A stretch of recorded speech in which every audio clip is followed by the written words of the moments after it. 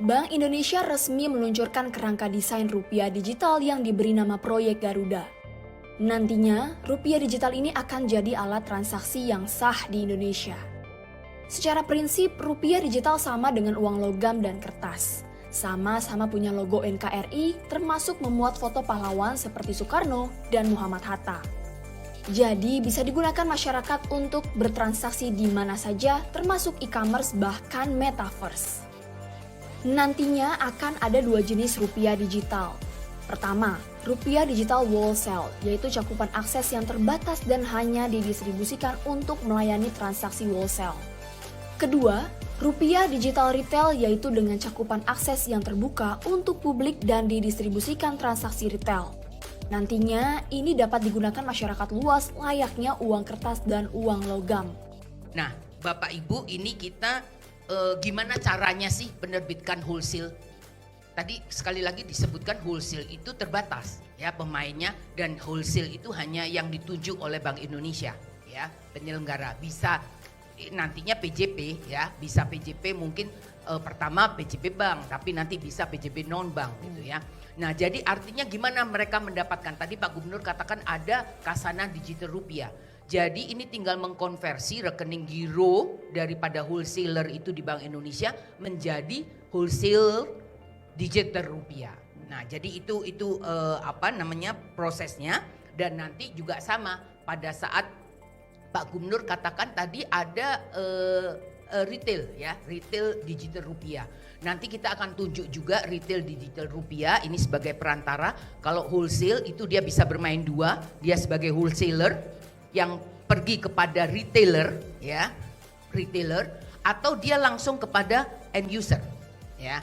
Nah, tetapi yang retailer ini tetap yang harus ditunjuk oleh Bank Indonesia. Nanti ini siapa adalah PJP yang memenuhi threshold Bank Indonesia. Ya, jadi itu.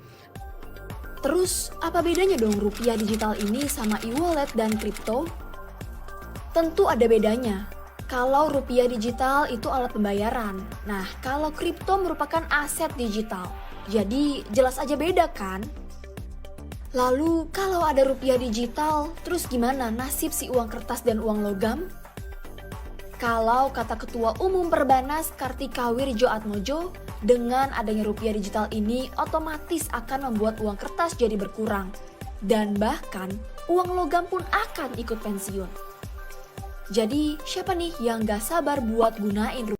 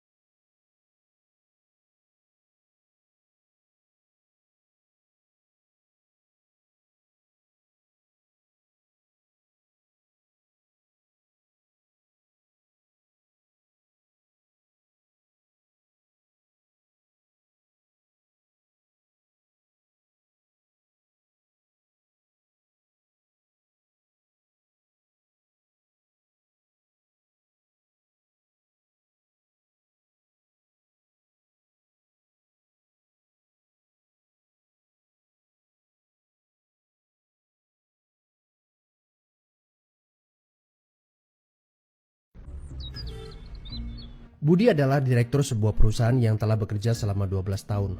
Gajinya besar, di atas 100 juta per bulan. Dia pikir tak ada karir yang lebih baik lagi dari apa yang dia kerjakan sekarang. Punya rumah dan 2 mobil. Anak-anaknya sekolah di sekolah terbaik di kota. Tiap weekend pergi jalan-jalan sekeluarga, shopping, makan di restoran yang enak, dan setiap tahun bisa berlibur 2 kali ke luar negeri. Wow, kehidupan yang nyaman sekali. Tiba-tiba krisis melanda. Perusahaan tempat dia bekerja bangkrut dan Budi kehilangan pekerjaan. Dunia terasa gelap. Karir yang dia bangga-banggakan selama ini lenyap seketika. Yang menjadi masalah, selama ini Budi tidak pernah berpikir untuk memulai bisnis sendiri. Dia pun tak memiliki dana investasi ataupun aset. Budi berpikir, tenanglah, Bulan depan bakal terima 100-an juta lagi kok. Gak semua orang harus jadi pengusaha. Jadi karyawan seperti saya juga bisa kaya dan hidup enak. Benar kata pepatah ini. The enemy of great life is a good life. Dia tak menyangka bakal terjadi krisis seperti ini. Padahal tabungan yang dia miliki hanya bisa bertahan 3 bulan saja dan dia tidak punya penghasilan lain sama sekali. Apakah kamu punya teman yang mengalami hal yang sama seperti Budi? Kita harus sadari satu hal. Kita tidak bisa bekerja selamanya karena faktor usia ataupun kesehatan. Ada krisis atau tidak, kita pasti akan berhenti bekerja. Entah karena sudah tua dan dipensiunkan atau karena sakit dan tak sanggup bekerja lagi. Jika tidak mempersiapkan backup income sejak dini, tamatlah riwayat kita. Budi bertemu dengan teman lamanya bernama Jason, pengusaha sukses yang saat krisis malah bisnisnya berkembang pesat. Jason memberi nasihat, bangunlah bisnis di saat kamu lagi gak butuh. Karena saat butuh seperti ini, kamu sudah punya backup income. Sebenarnya ya Bud, waktu terbaik untuk memulai bisnis adalah beberapa tahun yang lalu. Tapi jangan khawatir, waktu terbaik kedua adalah saat ini. Gak ada kata terlambat. Dari pengalaman Budi, kita belajar bahwa penghasilan yang besar saja tidak cukup jika itu sangat bergantung kepada pekerjaan kita. Sekali kita berhenti bekerja, penghasilan pun ikut berhenti. Pernahkah Anda berpikir bahwa ada konsep yang lebih baik? Perhatikan ini. Kerja untuk membangun aset produktif untuk mendapatkan income. Saat kita nggak bisa bekerja lagi, aset produktif ini akan memberikan passive income. Jadi, jika kamu punya kesempatan untuk memulai bisnis saat ini, pastikan bisnis yang kamu bangun bisa menjadi aset produktif yang memberikan passive income. Kamu harus punya goal beberapa tahun ke depan bisnis kamu sudah bisa jalan sendiri tanpa kamu.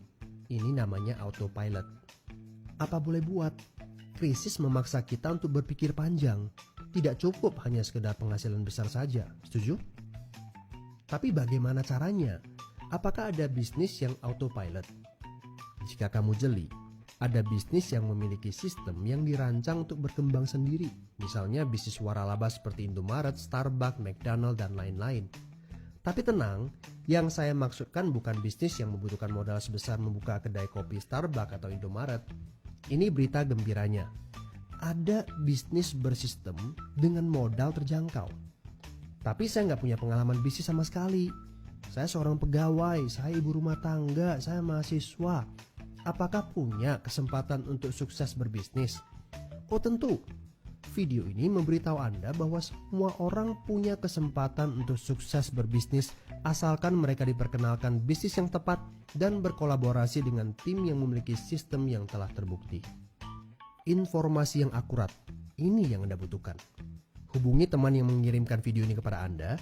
Dia sedang mencari orang yang tepat untuk diajak berkolaborasi di sebuah proyek. Mari kita cari tahu, apakah kalian bisa cocok untuk kerjakan proyek ini bersama. Ajak bertemu secara online ataupun offline dan berdiskusilah. Siapa tahu pertemuan kecil ini adalah awal yang bagus untuk karir bisnis Anda. So, good luck ya guys. Bismillah, tawakkalna billah.